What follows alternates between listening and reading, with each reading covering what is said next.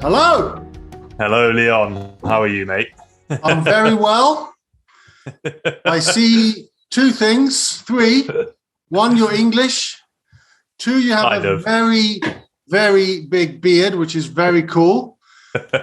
Three, you've got a cool hat on, a bit like Vinnie Jones.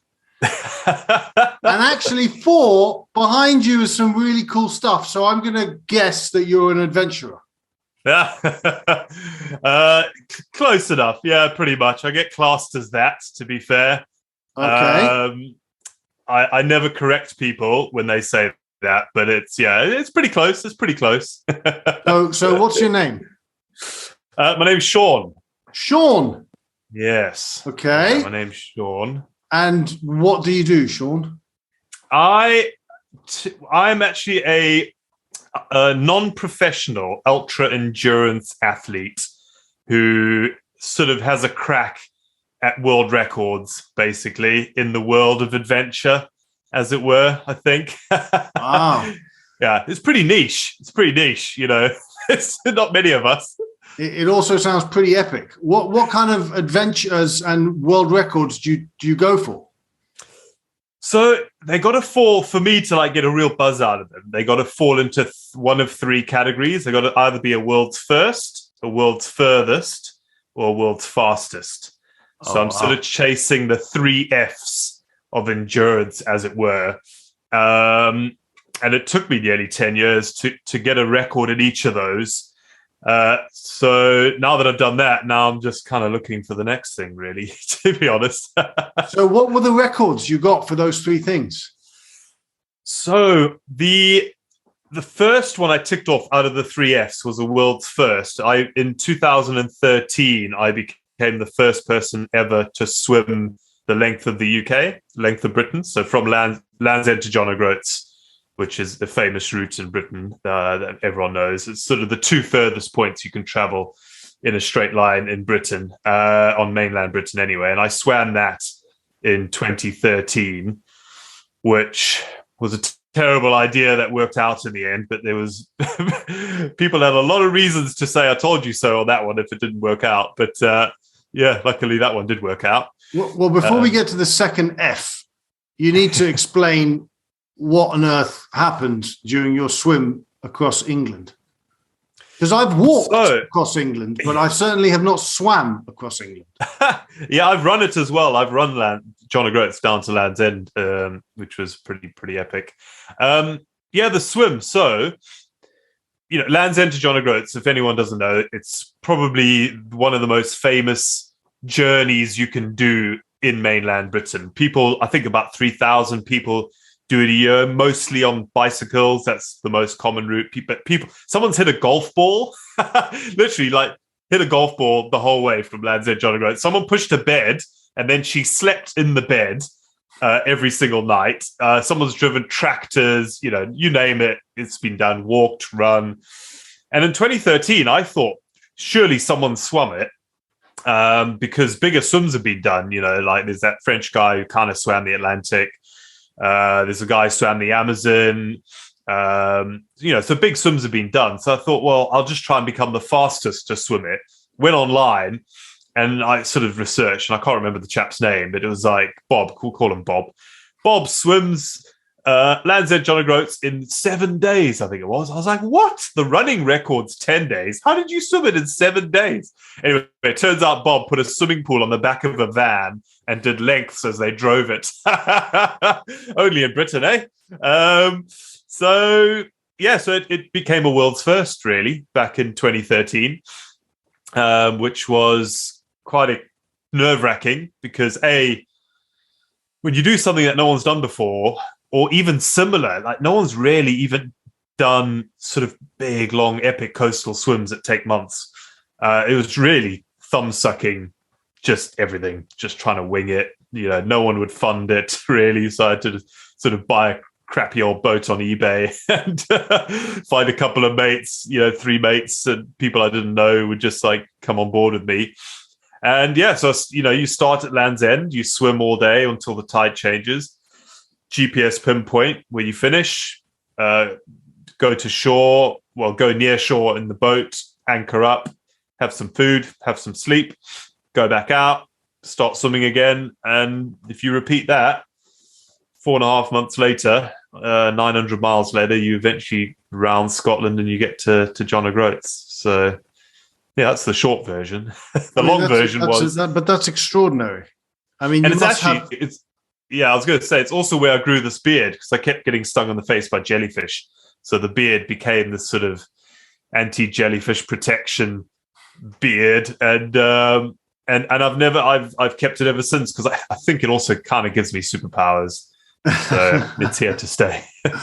So what did you learn on that trip? I mean, 4.5 months of swimming in the ocean, having a lot of time to yourself, I would imagine, and putting yourself in situations that most people would never put themselves in a billion years. You must have come out of that experience a new person. Oh, I mean, it's taken me a long time to realize just how beneficial that swim was to my mental health and my livelihood and just everything. Because the year before that, I'd actually failed in a fastest. So one of the 3 Fs, I was trying to break the world record for cycling around the world. So this was a race. It started in Greenwich in 2012. And the idea was you did a lap of the planet back to London in time for the Olympics. And the person who won that race was going to break the world record for cycling around the world. No doubt about it. Unfortunately, I got run over in America on that one. So I didn't break the record. I carried on anyway to raise money for charity, but I just didn't get one of my 3 Fs, And I remember coming back to the UK. My mum lives in Cheltenham in a 1-bedroom flat. I was on the sofa thinking, well, let me just get back into real life. I was 32 at the time, trying to get loads of work, applying, go to the job center, and I just was getting nowhere. And eventually after a year, I was like, well, maybe if I try and do another one of these 3 Fs, I might get a bit of sponsorship money. It'll just get me off the sofa at least. My mum had enough of me, to be fair. And that's when I thought of the swim. And it was local, and I thought, I didn't have to travel miles for it. And it seemed doable, nothing suggested it wasn't possible. So really, what did I learn? It was interesting because I almost had no plan B. Like I couldn't afford to have a plan B. And I think I kind of work like that now. Like never have a plan B because you might take it if things are a bit crap. But if they do go pear-shaped, like they went when I cycled around the world, be resourceful and resilient enough to sort of come up with a plan B when you need it. But that's absolutely only when you need it. And I think that's, for me, the swim was definitely that. There was just, I couldn't afford to fail at something else for my sort of own well-being and my mental health. I had something in the back of my mind that was telling me, Sean, you can definitely do something that's epic and big, and it'll just get you out of this little rut in life. Because before that, I used to be a school portrait photographer. You remember school photo days? Remember them? I remember them very well. I know. I'm now the sucker buying those pictures of my kids. But that was my life for 10 years, just photographing kids at nursery school mainly as well. So it was just like crying babies the whole time. So quite a leap to get into the world of adventure. But it was there was just no plan B, and I just had to do it. So it's weird. So people say, "Oh, Sean, it must have been really tough for you." And it's pretty miserable swimming in 12-degree water, getting stung by jellyfish in the face every day, multiple times a day, in fact. But that was still better than giving up and going back to my mum's sofa and having nothing. I have no A-levels. I didn't go to university. Photography was a hobby from when I was a kid that I just kind of gradually you pick up more work and it all of a sudden becomes a job. So, 32 years old with no formal education, really. It's kind of like I had to finish the swim. There was sort of this metaphorical gun to my head, really, in my own mind. So yeah, and then finishing it, just my life changed overnight. Overnight. The next day, it was, there was a live stream on BBC World. I was on all the newspapers, magazines. I had Discovery Channel going, right, what do you want to do next? Can we follow it? Book deals. It was just insane. I mean, at the time I was trying to be this sort of like real stoic, like, oh, I'm above all this rubbish. But actually I look back now and I was like, oh, actually, that was quite a special time in my life because I'd done this. I'd worked so hard since sort of 2011 all the way through to the end of 2013, trying to find my way in life, find a new direction. I didn't know what that was. I just wanted a reason to get out of bed every day, and photographing crying babies wasn't it. It was just a whirlwind that sort of changed my life, that swim, really. As I sit here listening to you, I see myself in you. Because you had a normal job as well, didn't you? Yeah. And I love chatting with people who have been on great adventures, because when you go on a great external adventure, ultimately you also have a great internal adventure. And when you have that great internal adventure, everything changes inside. Absolutely. It's like, as I speak to you here today, I sense someone who has been on an adventure. Even before we started talking, I was like, this man is an adventurer because of your presence, because of your energy, and all that stuff is something that happened because you went out of your comfort zone and experienced what this world has to offer. And when a jellyfish stings you in the face, you can use it. I don't know if this is the right word. I never really understood what metaphor means, but let's just use it. It's like a metaphor for life. Every day we're being stung in the face by jellyfish, right? And we get to choose. Do we give up or do we keep on swimming? Right? Absolutely. No, it's so true, And the analogy I use is, you should actively try and put hardships in your life, that obstacles and hardships. And they can be just like trying to run a marathon in sub 4 hours, or trying to do a 5K or couch fight, whatever it is. I think it's really important to do stuff where there's a huge element of risk of failure and there's uncertainty on your outcome, because that builds just this foundation where things you're sort of raising the bar on what you can be resilient to. I've got a toddler and he's 2 years old. He's now only just realized that if he trips on the pavement, he's not going to die. Because you can imagine, if you're 18 months old and you trip on the pavement, how do you know that's not death? Like, you know. But now he's 2, he realizes, oh, actually, I didn't die the last time that happened. And then it's the same, and that just goes through life and life and life. And as you say, eventually, I go for a run and I run through some nettles, and I'm like, nettles, that's nothing. Try a jellyfish, mate. So it just sort of raises your tolerance for life, and you get less stressed out. And that's probably been the one thing that's really helped me. It's made me way more level-headed in life. I'm very aware that a good day today might not be a good day tomorrow, and definitely a bad day today is definitely not a bad day tomorrow. And that's what going off and challenging myself and doing these big world records has kind of taught me. And I've taken that in all other aspects of my life now. Probably too far. My wife hates it because I'm like a dreamer, because it won't be just adventure stuff. I'll see a lovely painting that someone took like 20 years to paint. I'm like, oh, I could do that. I want to do that. Right. Straight online on eBay looking for like painting sets and everything. I'm so easily swayed and influenced by things that I find interesting. But it's great. It's great. And I think if I ever became president or prime minister, I would I wouldn't bring national service in, but I would make a form of national service, which is you have to go and try something every single year that you think you might fail at, whether it's physical, whether it's something, a hobby, a language.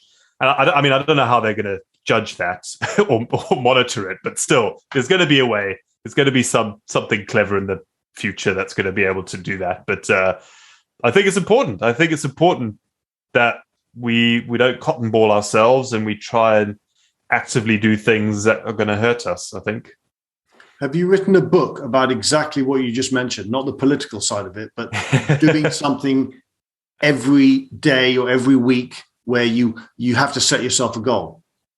I think so. I think I've got this idea to do a book called sort of Brain Space, and doing things that sort of buy you brain space versus doing things that take away your brain space. And I think I'll touch on, and I really want to go down a rabbit hole of almost increasing your brain space by going off and challenging yourself. And then it kind of comes back. And then other things that you do don't stress you out as much because you only have an infinite amount of space in your brain bucket, right? And every day it gets filled up with decisions and problems and issues and stresses and illnesses and whatnot. But you can do other stuff that sort of empty the bucket, And I think exercise is a big one. But I think for me, exercise isn't enough. For me, it has to be exercise with this really scary goal at the end of it that I'm really unsure about. That's, I think, for me, I found my sort of reason to get out of bed, and that's been super helpful in the rest of my life, You should 100% write that book. And if you need an agent, send me an email. Not a joke. I will put you in touch with my agent, and no promises, but who knows, because you need to write that book. No, I do. I've written 7 books already. Oh, well, there you go. I feel like a 3. Fool. I'm like offering. No. I'm offering Charles Dickens an agent. So there you go, everyone. It's total proof that I have no idea who this man is. I love this format, Leon. Honestly, it's brilliant. I do. I love writing. I've got. I'm writing the sequel to my. I wrote a kid's book. It's here, which I've got a sequel to that coming out, which is quite cool. I actually just did this for my son. The lead character's name is my son's 2 middle names. And then the sequel is going to be my other son's. He's going to be in there as well. So it's just for them. So when they grow up, he's like, I've got a book about me. Why not? I like it. All right, cool. So I just humiliated myself, but it's fine. So you mentioned the first F. What about the second F? So before the swim, so in the timeline of my sort of athletic sort of career, or as it were, the first thing I actually did was cycle Land's End to John O'Groats, and that's while I was still a nursery photographer. So in 2008, I did Land's End John O'Groats, and I just got in. It was probably the last time you could go off and do an adventure before social media really influences how you go about doing things, and smartphones as well. And I'm so glad I did it. Don't get me wrong. I love being able to only take a phone now instead of 15 books of maps and guidebooks and actual reading books. When I cycled out to John O'Groats, I had one pannier that was full of just paper things. So I had like an AA road atlas, I had a camping guidebook, I had the British Lonely Planet, which is massive, and I had an actual book that I was reading, Wilbur Smith. So that was one pannier. I mean, that's all in your phone now. So, and I'm a super lightweight, ultra lightweight nerd now when it comes to try and break records, but I'm glad I got in early. So I did that in 2008, failed the round the world cycle, then went for the swim, did the swim. After the swim, to complete the first ever length of Britain triathlon, I then ran John O'Groats back down to Land's End. So I'm now still the only person in history to have done Land's End to John O'Groats, swim, cycle, and run. I'm waiting for someone else. So Ross Edgley is the only other person who's done the swim. So he just needs to pull his finger out and do the cycle and the run. So Ross, if you're watching this, come on, mate, hurry up! I want some friends in my little niche club. So after that, then where was I? I was finished the run, and I was sort of thinking, right, I need to do another F. And because I love the triathlon, the concept of changing disciplines, I thought, well, why don't I try and break the world record for the world's longest triathlon? And actually, there's a very interesting little roundabout on this whole story of mine, which we'll come to in a bit. But so the current record at the time was 3,500 miles that a woman, I think in Mexico, had done. So I thought, well, I'll do something longer. And I looked at various records, and I just loved Britain. You know, I think this is such a good island, best island in the world. And I hadn't explored enough of it. So I worked out a lap of Britain is 4,200 miles. And I divided that up into the same percentages as a sort of a standard Ironman, as it were.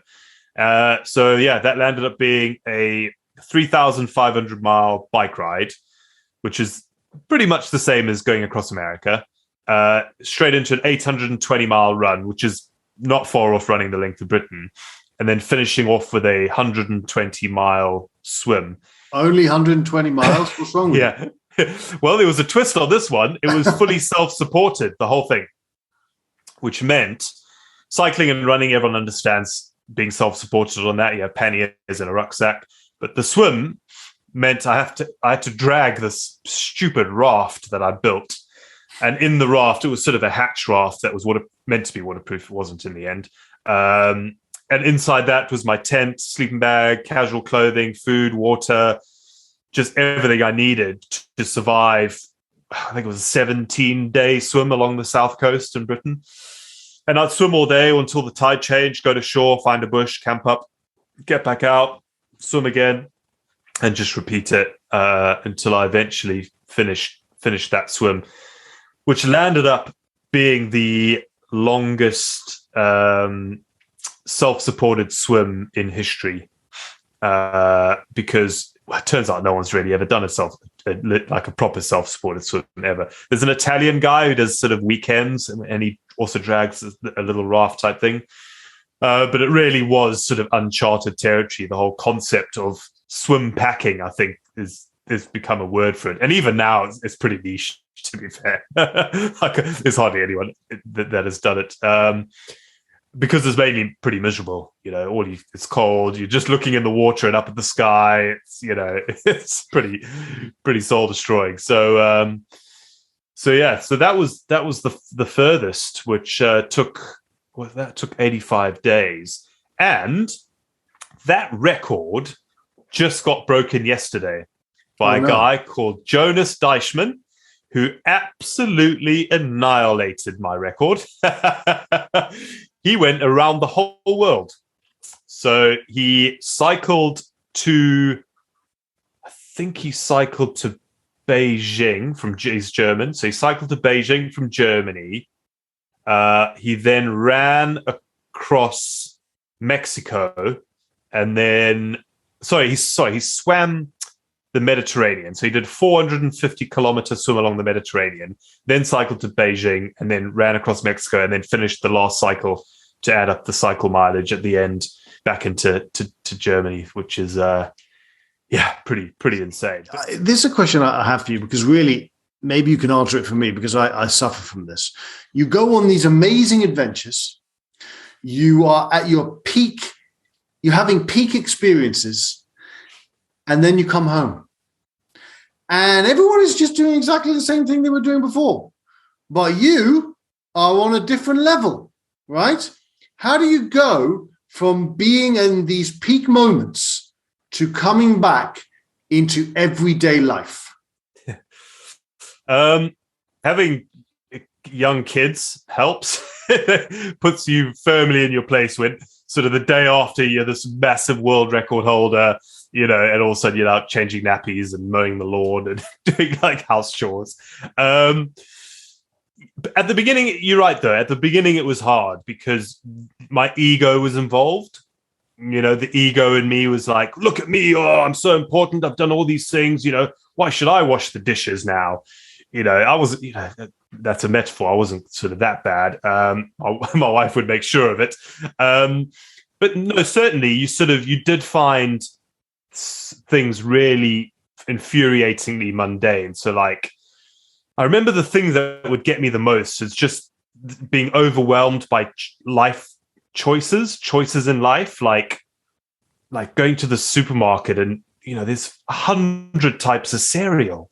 I'm like, I've just lived for 4 months on like oats with water, like nothing else, like no sugar, no syrup, didn't cook them, no milk, just oats with cold water. And I'm just like, I just found it all too much because I was living such a simple life, like get up, cycle, eat, sleep, and eat simply, but eat a lot, just, and then come back to like all these, we just bombarded with so much stuff. So that was hard to deal with. And I'm like, I didn't cope at the beginning. The first couple of years when I finished, the first few things, it really was tough to find a way to get out of that sort of headspace of two things. One, look at me, I'm so important. Everyone should take me super seriously, and the other one feeling a bit depressed because I had no sort of avenue and no direction anymore. And the things that got me out of that was one, writing the books. I very nearly didn't get into writing, but a friend of mine, Dave Cornthwaite, and I know him. Yeah, and you know what's so funny? At the beginning of the conversation, I was like, this guy should meet Dave. Yeah. Oh, yeah, Dave and I. Yeah, I know Dave very well. I've been to his new place in Lincolnshire. And yeah, us gingers, we stick together. And, Dave was swimming down the Missouri. Yes. Which is partly why I chose to do a swimming adventure when I swam Britain, because Dave looked like he was having a jolly old time, campfires on the shore. It was great. So Dave and I go way back, sort of 10 years now over, when I actually photographed the front cover of his book, Date. So he wrote a book called Date, which is him on a laptop with all these girls. He tried to date 100 girls in 100 days. And I was still a photographer when I met him, actually, and I photographed that cover. So yeah, Dave and I go way back. And he said, don't write books to sell them. Write books for your future grandkids to read. And I'm like, that is so true, because all my grandparents died before I was old enough to sort of really understand what their lives were like. And their lives were phenomenal. They were born in the sort of, just post World War I, and the world changed a lot between then and when they died in the sort of the 90s. So, and they didn't write anything, they didn't write any books. They didn't write any journals, Imagine scrolling through my granny's Instagram now. That would have been so just badass, right? Like the stuff that they did and they got up to in their lives just is so much more hardcore than anything we'll ever do, or our generation will ever do. So I just wanted to write for my future grandkids. And that's pretty much now my sole motivating factor for writing. I mean, it turns out they sell quite well and people like them, but it really helped me focus my energy on sort of getting out that rut. So writing was the other one, the first thing. And the other thing was just have another goal, have another thing to work towards, like have another plan. Even if your plan isn't in concrete, just sort of pretend it is, even if you've got no funding for it, or you can't afford it, or you've got kids at school which stop you from going away, XYZ, just sort of have it there. My whole wall in my office is a blackboard, so I write everything, even the roof is blackboard, so I could go to town in my office here, just writing all over the place.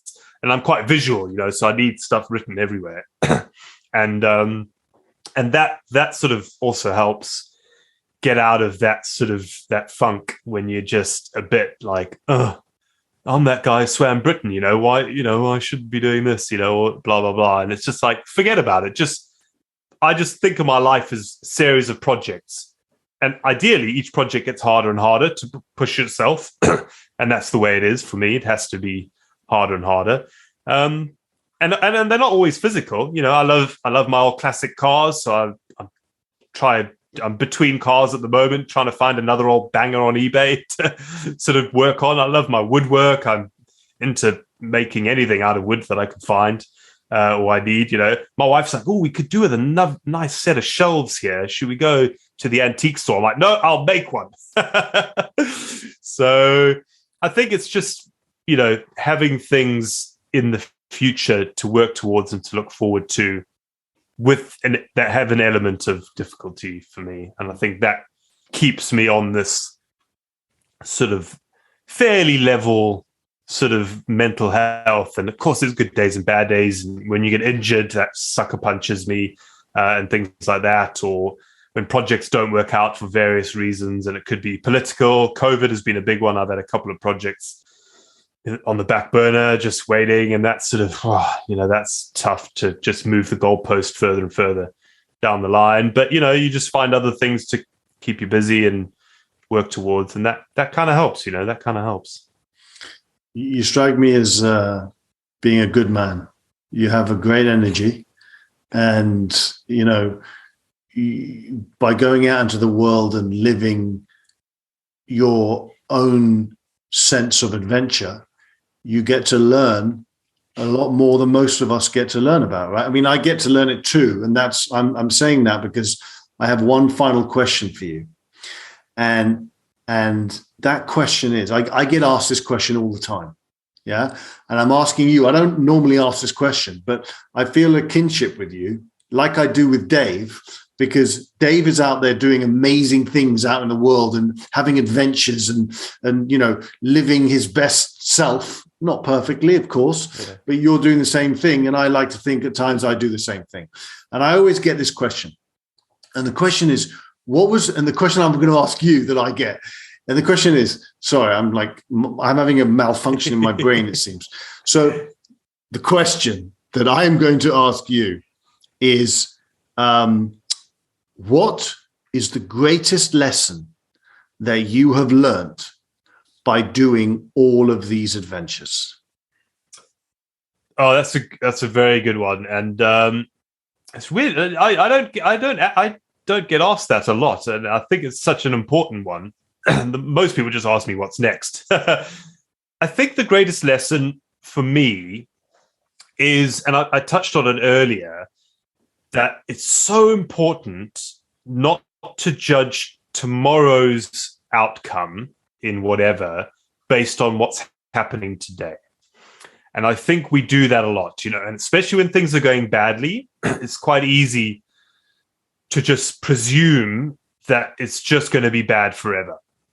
And, you know, on a day on the bike when it's pouring with hail and I'm cycling, trying to look through my fingertips so the hail doesn't go in my eyeballs, and it's freezing cold and I get a puncture and I have to push my bike, you know, it's quite easy to just go like, oh, well, this is pointless. Like, why am I doing this?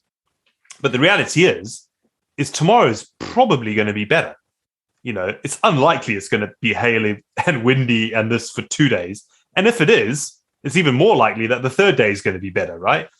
That has been really important for me to sort of not judge tomorrow's outcome on today's failure, and a little bit on the other way around as well. Because sometimes when things are going well, you know, you got a bit of a tailwind, the sun's out, you're way ahead of the record, you know, you might take another 10 minutes, you know, stopping for an ice cream because you're feeling good, like life is good. But it's important to also then just not take your foot off the gas in certain things. And I'm not talking about sort of, you know, Netflix and chill here. Like, we all need to chill out and take our foot off the gas just to recover. Recovery is super important. But I'm just talking about your overall outlook on life, you know, like still keep in the hustle, you know, still find things that you want to do. Like, you know, that's important. You know, when I've got a massive tailwind, if I have to do a world record and the average is 190 miles a day on the bike, and I've got a massive tailwind and it looks like I'm going to hit my 190 at 4 o'clock in the afternoon, I don't think, oh, well, I've done my I've done my 190 today. I'm thinking like, man, I wonder if I could get 300 miles today. So it's having that sort of thought process that when things are going well, try and sort of do better with it, and don't think that tomorrow's going to be going well, because tomorrow you could have a headwind and everything could be crap. And in life, you could get ill. You could crash your car or something. I don't know, whatever life throws at you, that's always potentially around the corner. And I think those two things, so it gives you sort of this nice balance of resilience and level-headedness, which I think are one of the two most important characteristics to have in life if you don't want life just to sort of get you down, as it were. Beautiful. It's been a true pleasure. And I honestly, you mentioned how you loved this format. I love this format too, because I get to meet all these interesting, crazy people who I have absolutely no idea who they are. And we just have a really lovely conversation, right? And who knows where it goes? This is brilliant. Some of the people have become my friends. Some of the people I never see again, whatever. But it's like genuineness. Yeah. There's no like, oh my God, I have to say 17 things. I have to like figure out how many books he's written. What am I going to say? Forget it. Let's just connect. I love it. It's like if I met you in the pub, it's not like you've been on my website and scrolled through everything and gone, well, I'll ask him about that. Exactly. Yeah. Keep it up, Leon. It's great. I love it. Yeah. Thank you very, very much for coming on. And I look forward to actually, I'm going to go on your website now and look at all the amazing things beyond those few things you mentioned to me that you've done. I've also got a section on my website called Hiccups, which people find amusing, all the things that haven't gone right. So go there. I think I will go there first. Awesome, Leon. If you're ever in North Wales, so much. Give me a shout and we'll catch up. Nice one. Okay, cool. Thanks. Yeah, see you later. Hello everyone, it's Leon here, aka the Kindness Guy. If you like my videos, which I hope you do, don't forget to press the subscribe button and also to ring the little bell so that the notifications notify you that I have a new video out in the world.